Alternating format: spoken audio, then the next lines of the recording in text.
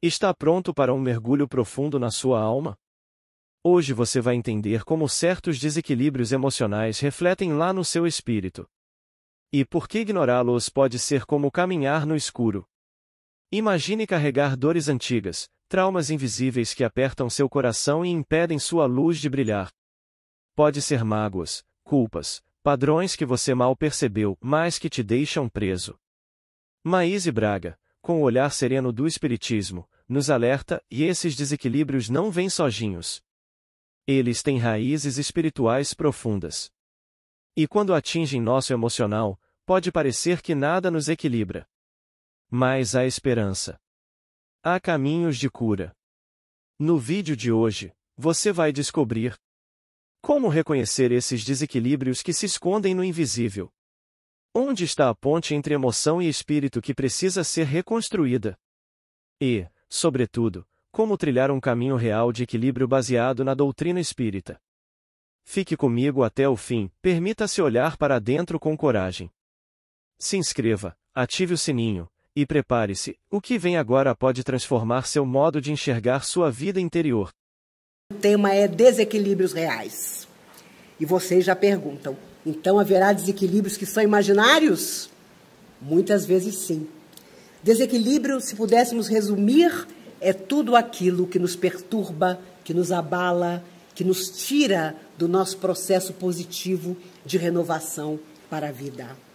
E é impossível viver na Terra sem atravessarmos dias, períodos e, infelizmente para muitos, longos anos de desequilíbrio, em que aparentemente não somos os mesmos e qualquer coisa que surge em torno de nós nos afeta profundamente.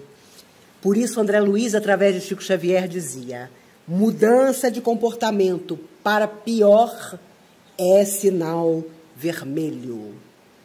Ele gostava de dizer isso, porque às vezes pequenas coisas, mil nadas, como nos diz o Evangelho, acabam por nos abalar, inclusive na nossa fé, nas nossas convicções, nas decisões que precisamos tomar para mudar nossas vidas nas horas de maior aflição e necessidade. O desequilíbrio, em geral, interfere na nossa saúde física, no nosso psiquismo, nas nossas relações. E, é claro, os amigos espirituais, ao longo do tempo, através dos mais diversos médiuns, e André Luiz falou muito sobre isso, sobre todos os aspectos, na sua obra através de Chico Xavier, existem, inclusive, hipnoses mentais, em que a alma sofredora, que tem acesso à nossa mente e ao nosso coração, porque é um adversário de ontem, porque nos conhece intimamente, tenta criar obstáculos à nossa compreensão, tenta fazer com que enxerguemos as coisas, as pessoas, de forma diferente, sempre prejudicial para nós. Isso é tão sério que os espíritos cansam de contar, que às vezes, num desencarne coletivo, por exemplo, num desastre de avião, em que a espiritualidade ali está para socorrer as pessoas que desencarnaram no acidente, há determinadas pessoas que, mesmo convidadas pela espiritualidade superior a deixarem aquele ambiente, o local do acidente, o avião sinistrado, não o fazem, porque ouvem dentro de si outras vozes que os convidam a se afastar daquele socorro que está sendo oferecido na hora do seu desencarne. Os espíritos contam histórias de grandes acidentes, um acidente específico, eles não dizem qual foi, mas em que um grande avião caiu e 6 das pessoas que estavam no avião não puderam ser socorridas pela espiritualidade superior. É claro que havia um resgate, ali estavam os espíritos amigos para desligar a todos, mas esses 6 se afastaram das almas amigas, como que escutando vozes que estavam dentro dos seus corações. E um dos enfermeiros desencarnados achou um absurdo eles não poderem interferir, mas não podiam, porque desde quando encarnados, pelos mais diversos motivos, essas pessoas já viviam hipnotizadas e extremamente ligadas a essas almas que as aguardavam do outro lado da vida. Não é falta de caridade, é principalmente coerência. São leis que nos regem na terra e fora da terra.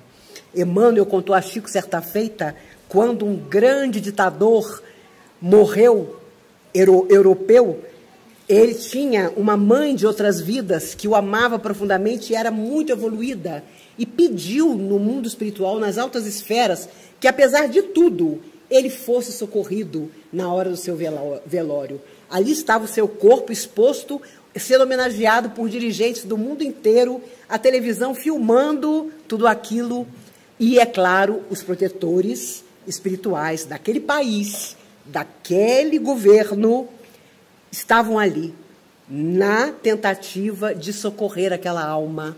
Mas Emmanuel contou a Chico, e Chico ficou horrorizado, que quando chegaram não foi possível socorrê-lo, apesar do merecimento que a mãe dele possuía no mundo espiritual, porque espíritos pavorosos estavam à porta do palácio para retirá-lo do corpo físico inerte à força.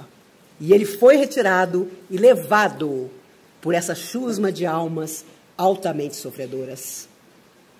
E a espiritualidade superior, naquele momento, não pôde fazer nada, porque o desequilíbrio não tinha começado ali com a morte dele, mas desde que assumiram o poder 40 anos antes, ele se manteve sempre na situação dolorosa que naturalmente encontrou fora da matéria.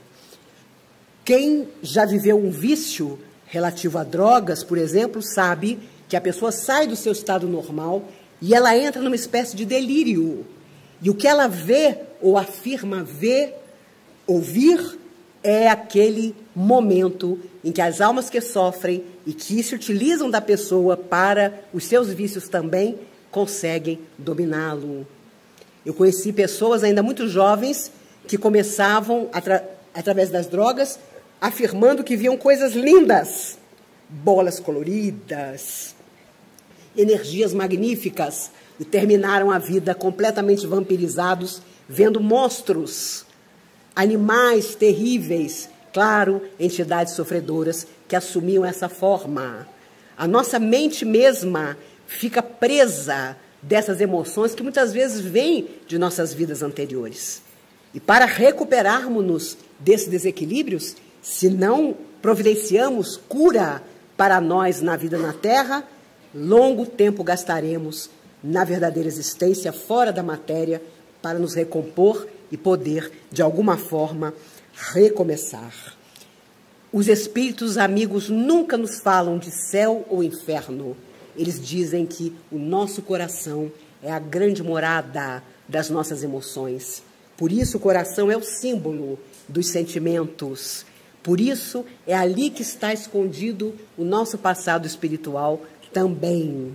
E precisamos estar sempre preparados, porque nunca sabemos o dia de amanhã, graças a Deus, porque talvez não seja tão feliz como o dia de hoje. Então é melhor não saber, é simplesmente enfrentar, seguir em frente. E muita gente tem perguntado nos dias difíceis que corremos, será que a noite moral de que falam os evangelhos, nos advertindo em todas as épocas, finalmente chegou? É por isso que nunca se viu um índice tão alto de desistência, de suicídio, de graves enfermidades, de antigas enfermidades aparentemente debeladas pela sociedade, que retornam agora para a surpresa dos próprios médicos, dos próprios cientistas. Porque, em verdade, mergulhados na carne, nós ainda somos o nosso passado. E se não começamos desde agora a vencer a nós mesmos, os desequilíbrios se tornarão reais, palpáveis, desesperadores e vão nos amedrontar nas horas mais difíceis da nossa vida. E é claro que existem também aqueles que, ao contrário, não desistem e constroem um novo caminho.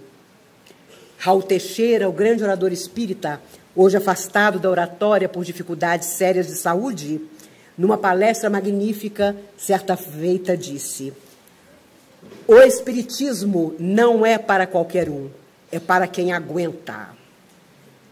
E é a pura verdade. Eu sei que a nossa plateia é formada de muita gente que não é espírita. E os amigos espirituais não têm outra intenção que não seja essa, de nos reunir, mesmo que não sejamos espíritas, mas é essa casa que nos abriga nos nossos encontros há 42 anos. E é importante pensar que esse coração que nós vamos alimentando das coisas boas precisa continuar a bater da forma mais energética possível. Hoje há tanta preocupação com o que vamos comer, com o que vamos beber, com o que vamos evitar, mas não temos a mesma preocupação com aquilo que está alimentando nossa alma, com aquilo que está nos obsediando paulatinamente, porque nós tentamos superar, distrairmos-nos, mas as coisas negativas também nos chamam. E às vezes nos sentimos tão atraídos que não conseguimos ver outra coisa, falar de outra coisa.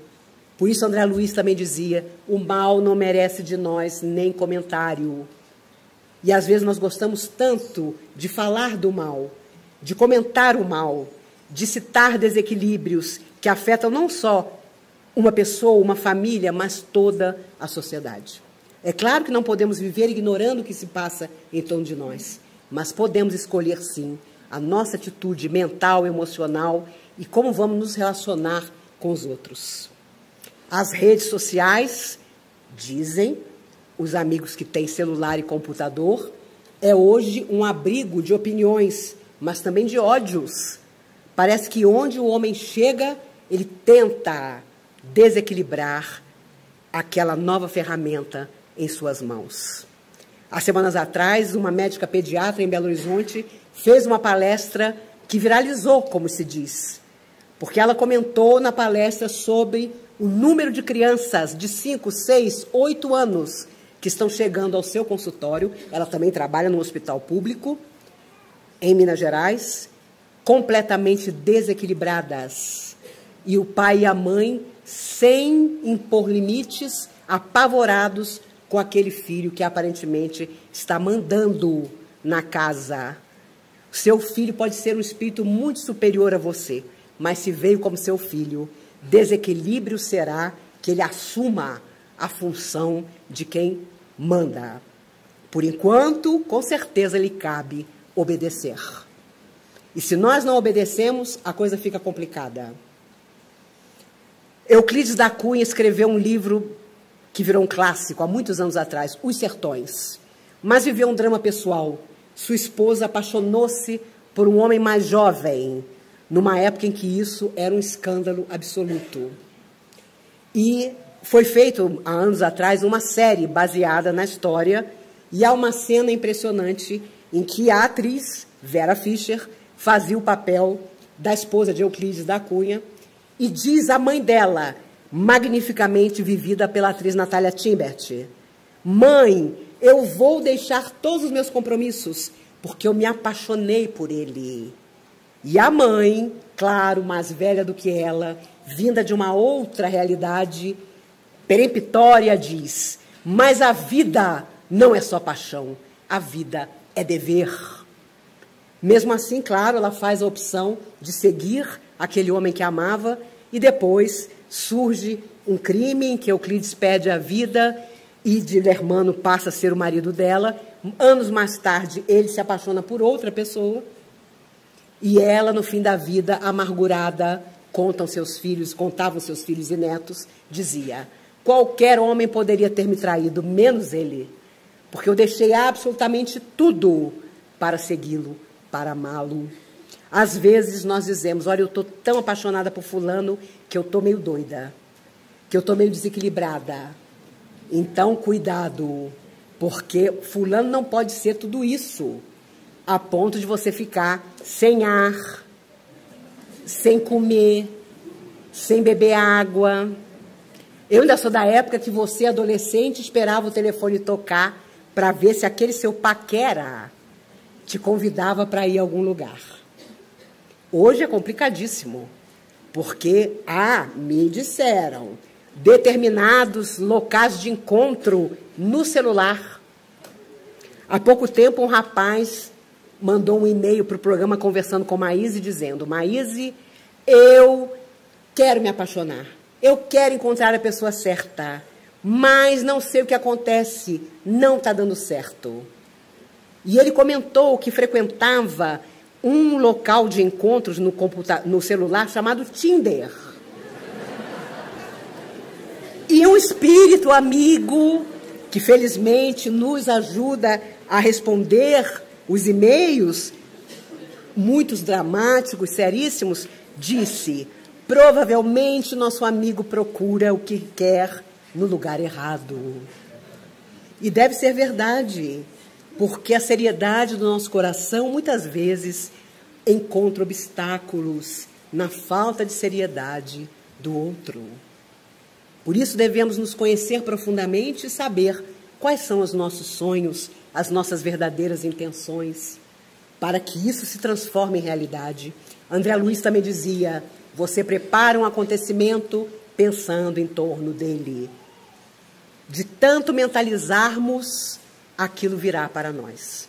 Muitas vezes não vai ser a felicidade que imaginávamos, mas virá. Por isso, é saudável que todos os dias nós peçamos às forças do bem que nos apontem caminhos que às vezes nós não estamos enxergando, mas que sem dúvida estão à nossa frente para serem palmilhados com seriedade. O Raul Teixeira, nessa mesma palestra, comentava que ele tinha um amigo que dizia: Raul, eu adoro a doutrina espírita, mas eu amo mesmo é um terreiro. Por isso eu não frequento o seu centro. E Raul dizia para ele: meu filho, vá para o terreiro. O que adianta você ser um infeliz dentro da doutrina que Kardec codificou? E Raul, daquele jeito engraçado, dizia: imagine, ele queria fazer um terreiro dentro do centro. Eu ia ter problema. Um outro afirmava: ah, Raul, sabe por que eu não vou à doutrina espírita? Porque eu sinto falta de orar na frente da imagem de uma Nossa Senhora, de um São Sebastião, de um São Jorge. E aí o Raul dizia: vá, meu filho, vá para a sua religião, vá de todo o coração. E ele dizia: eu já ficava preocupado, imagine se esse meu amigo começasse a frequentar o centro, ia querer colocar uma imagem dentro do centro espírita.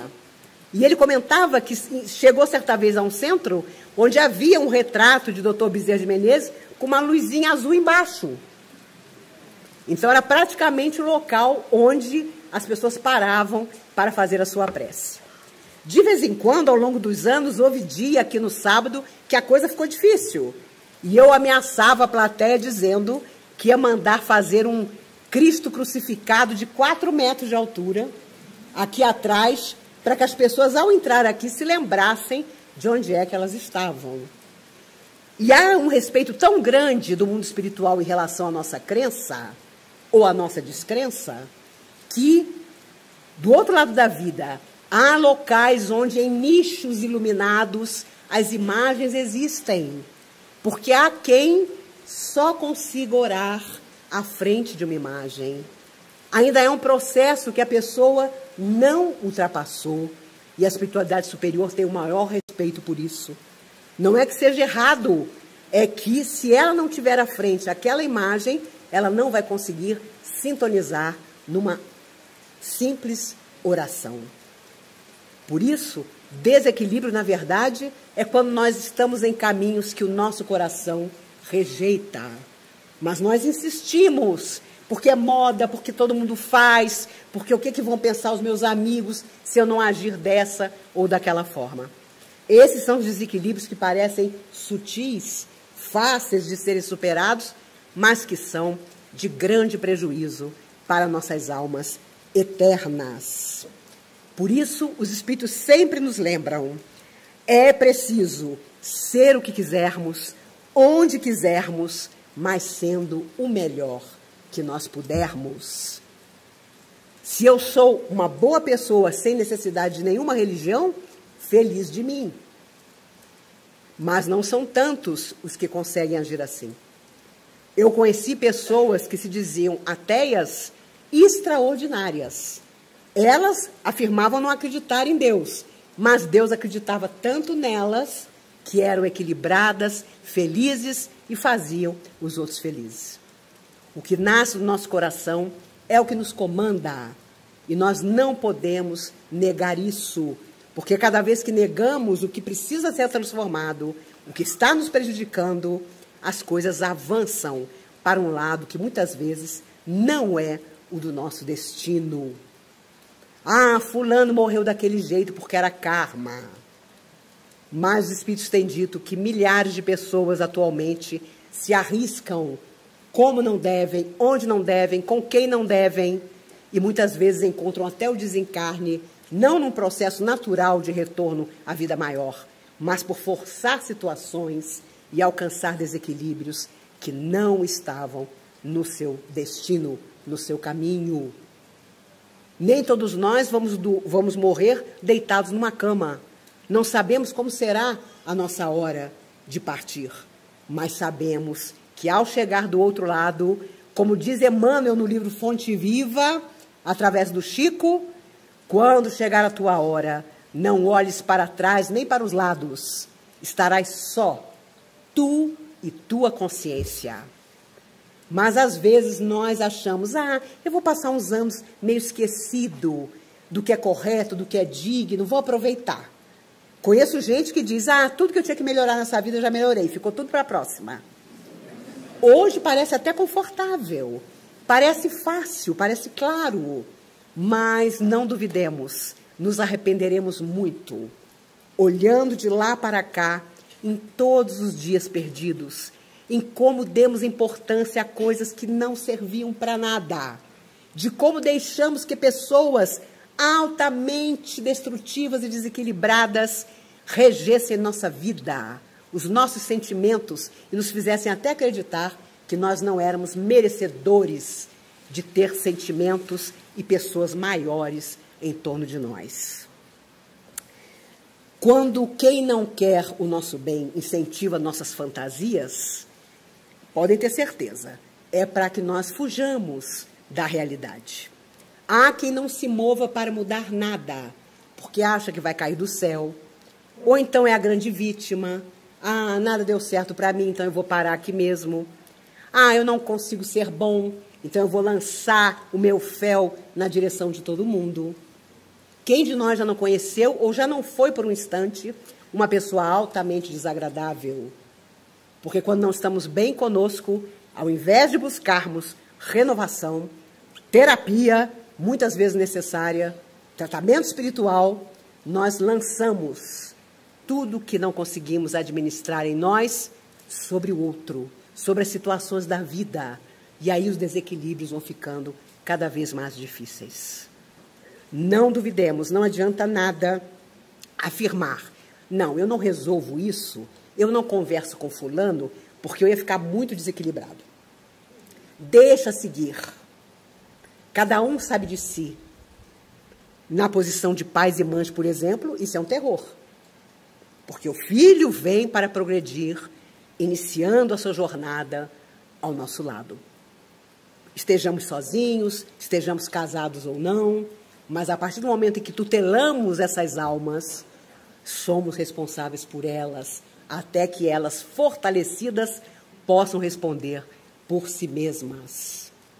E é claro que prestaremos um dia conta disso também. Nem preciso lembrar a vocês que desânimo e desistência são os ladrões das nossas melhores energias. E todos os dias, alguma coisa ou alguém nos convida a nos paralisar. Por aí eu não vou, também não vou por aqui. Eu já tentei tudo. Eu vou trocar de centro, porque lá é muito fraquinho. Tem gente que toma passe todo dia e vai para outro centro e lá toma passe todo dia, porque, afinal de contas, ela ainda não encontrou a pessoa que vai realmente ajudá-la, que é ela mesma. Me recordo uma vez, num passe, que um rapaz indignado, já na porta para entrar, saiu, na verdade não entrou na sala, recusando-se ao passe, porque descobriu que entre os passistas estava um moço que lhe devia dinheiro.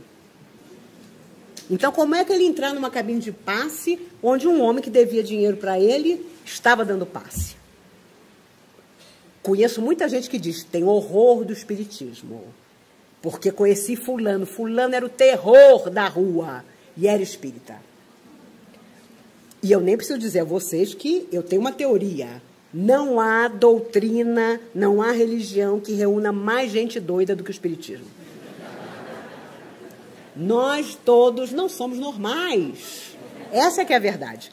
Mas conscientes disso, nós vamos em busca dessa pleiade de luzes, desses livros extraordinários. Só através de Chico foram 421.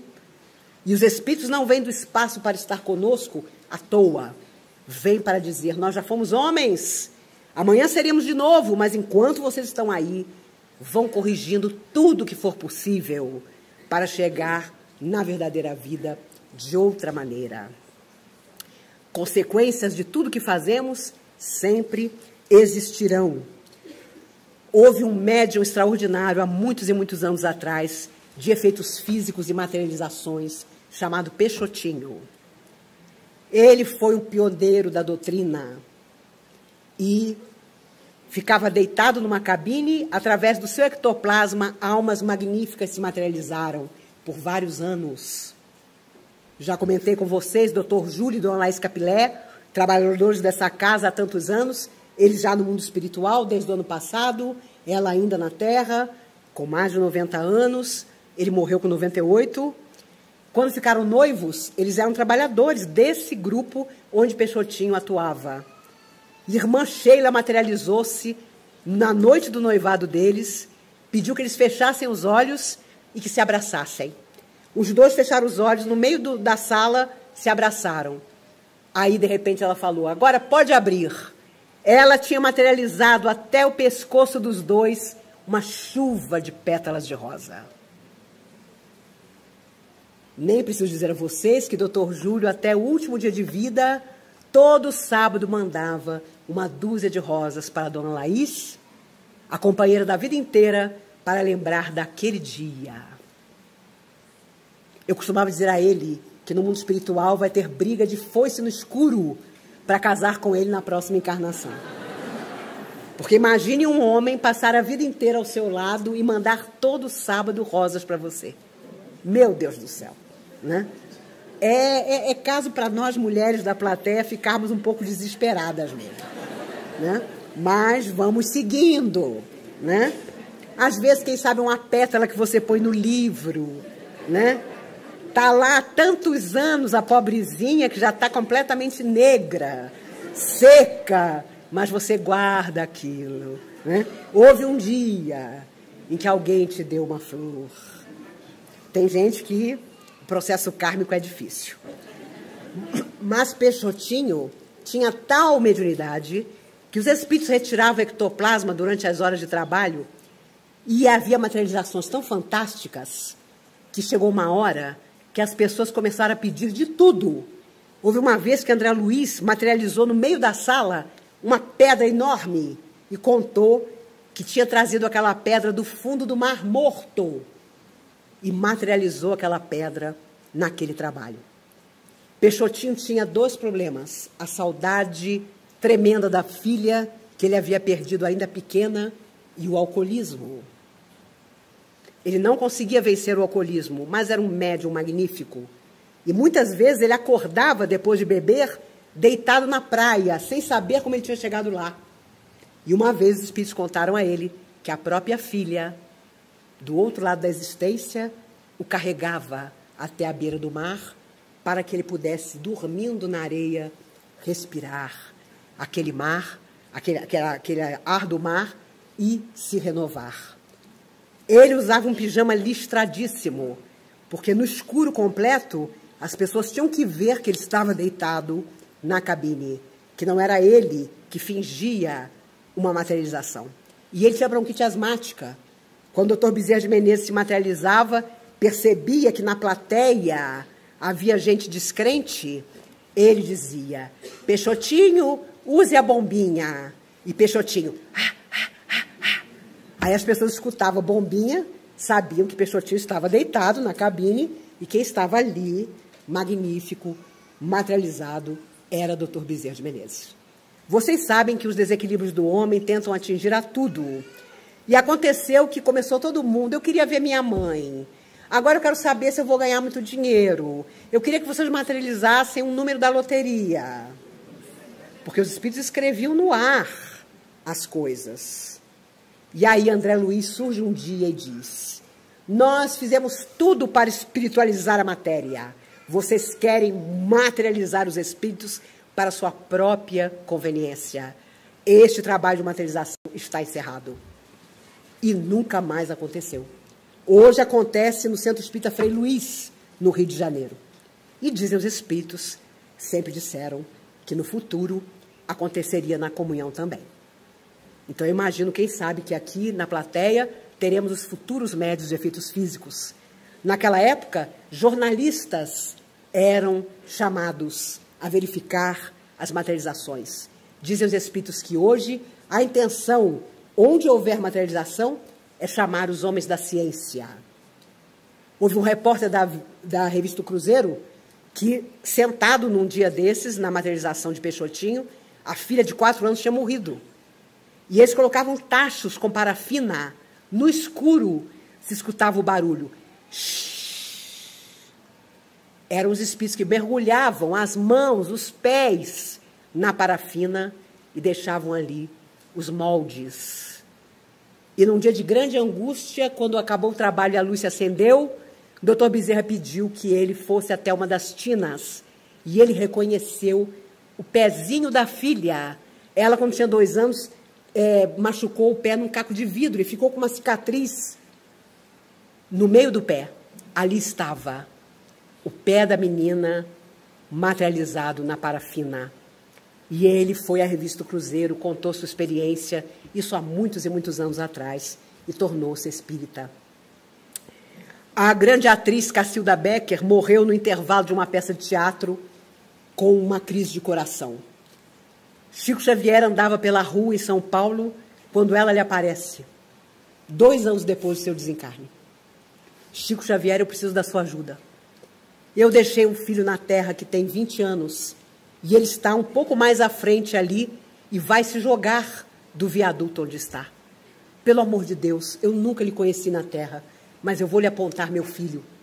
E o Chico teve o rapaz apontado, correu para ele, o abraçou e disse: não faça isso, meu filho. Sua mãe está aqui ao seu lado e me pede para te ajudar. E claro, o jovem tornou-se espírita. Ele é um pouco mais velho do que eu, está na doutrina até hoje. Mas foi o recurso que ela usou ao perceber o desequilíbrio que fazia o filho pensar em suicídio naquele momento. E Chico Xavier, não por acaso, andava por uma rua paralela e ela teve permissão de aparecer para o Chico e pedir a ajuda dele. Quando nós temos desequilíbrio na nossa mediunidade, as coisas se complicam. Porque somos todos médiuns, mas a opção de desenvolver isso é sempre nossa. Há muitos anos atrás, quando a comunhão começava, toda vez que uma pessoa chegava, o doutor Bezerra de Menezes fazia pequena lista, psicografando através de Dona Helene Carvalho, quais as mediunidades que a pessoa tinha. Mas a opção de ficar na comunhão, de desenvolver, era só da pessoa. Embora nós sejamos médiuns em toda parte. Quando abraçamos, beijamos, quando odiamos, quando apertamos a mão, quando estamos profundamente angustiados ou felizes. Mas a partir do momento que nós nos propomos ao trabalho na mediunidade, em doar o nosso corpo para a psicofonia, para a psicografia, para a incorporação, para o desdobramento em grupo mediúnico, nós precisamos ter uma disciplina real. Porque o médium que abre todas essas portas para o mundo espiritual não pode mantê-las sem vigilância. Há mediunidades muito específicas. Há pessoas que só têm mediunidade, por exemplo, para receber almas suicidas.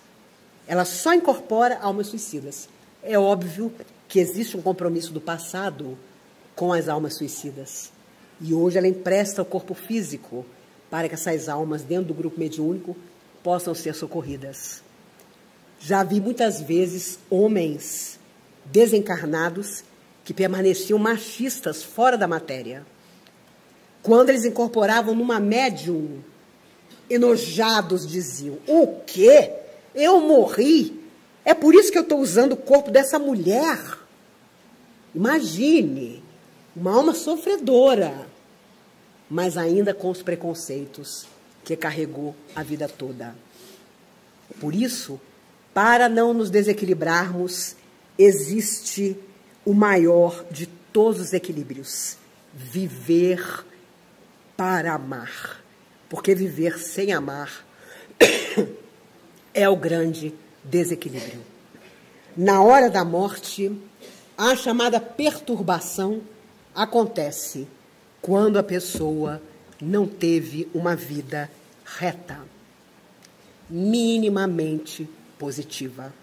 E, é claro, dá um trabalho danado do outro lado da vida, mas se recupera e, claro, do lado de lá também pode recomeçar. Quanto mais jovens somos, mais cuidado devemos ter, porque o nosso tônus vital é magnífico na juventude e no início da maturidade. Quando sugados pelos outros, nós ficamos realmente mal. Já comentei com vocês, tive um gato preto chamado Juarez. Quando a pessoa entrava na minha casa e não estava bem, eu já sabia, porque o Juarez ia para baixo do fogão da cozinha e só saía de lá quando a pessoa ia embora. Os animais enxergam as entidades, tanto de luz como sofredoras. Na juventude, tínhamos na casa de meus pais, na minha casa, uma cachorra poodle chamada Melica. Ela viveu muitos anos. Terça-feira era dia de fazer evangelho na nossa casa. Às vezes, cada um de nós estava fazendo alguma coisa, o horário do evangelho começava a passar. Pois ela ia para a sala, começava a cercar a mesa e a latir. Porque é claro que ela via os espíritos que já estavam ali para participar daquele momento de prece. Muita gente pergunta, eu sou sozinho na minha casa, ninguém acredita como eu. Não tem problema nenhum. 10 minutos em que você faça uma oração, e de preferência, se você estiver sozinho, faça em voz alta. Faça uma leitura em voz alta, porque as almas muito sofredoras, muitas vezes, não captam o som da nossa voz. Então, faça ali aquele momento em que você vai irradiar equilíbrio para todos da sua casa, da sua família, do seu prédio, da sua quadra, em toda parte. No dia em que os médicos orarem antes de atender um paciente, no dia em que alguém que trabalha na área da educação ou da saúde olhar para frente e, ao ver as pessoas que pode ajudar, perceber a tarefa que lhe cabe, o mundo realmente começará a mudar. No livro Lampadário Espírita, de 1969, quase 50 anos de psicografia, Joana de Ângeles, através de Divaldo Franco, no capítulo Desequilíbrios, o capítulo 52, tem um trecho final que eu peço permissão para ler para vocês, porque é muito bonito. Narra exatamente o instante em que Jesus, contrariando a expectativa dos seus discípulos e seguidores, é crucificado. E ela diz: quando tudo conspirava contra aquele reduzido grupo de homens e mulheres atemorizados, quando o líder que os guiava com segurança experimentava o martírio e a morte, quando um amigo se deixar enganar a ponto de, em desequilíbrio, trair o amigo, quando o depositário da confiança geral, colhido de surpresa e temendo vinditas e represárias, negara o benfeitor. O primeiro, Judas, o outro, Pedro. Quando a soledade e o temor os ameaçavam até o desespero, quando tudo parecia perdido, ideais desvanecidos, planos malbaratados, desejos acalentados em doces noites de vigília, sossobrados.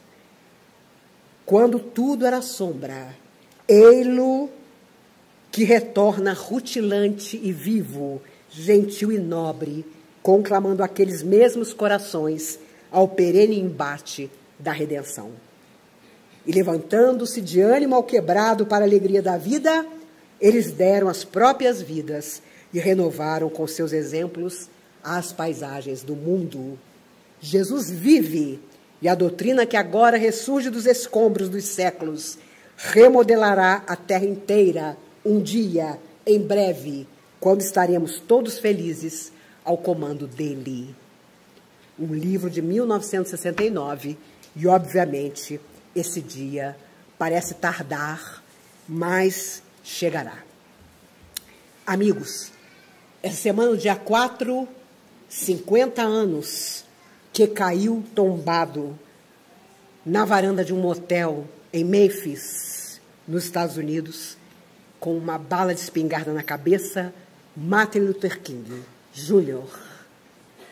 Ele tinha o dom da oratória e falava que todos nós deveríamos e éramos iguais. Eu tenho 3 frases dele aqui. Todos nós temos o instinto maior do rufar dos tambores. Ou seja, no nosso desequilíbrio, carregamos uma guerrinha. A grande questão da vida é domar esse instinto. É um bom instinto se você não distorcê-lo e pervertê-lo. É o instinto de sobrevivência. Não desista. Continue sentindo a necessidade de ser importante.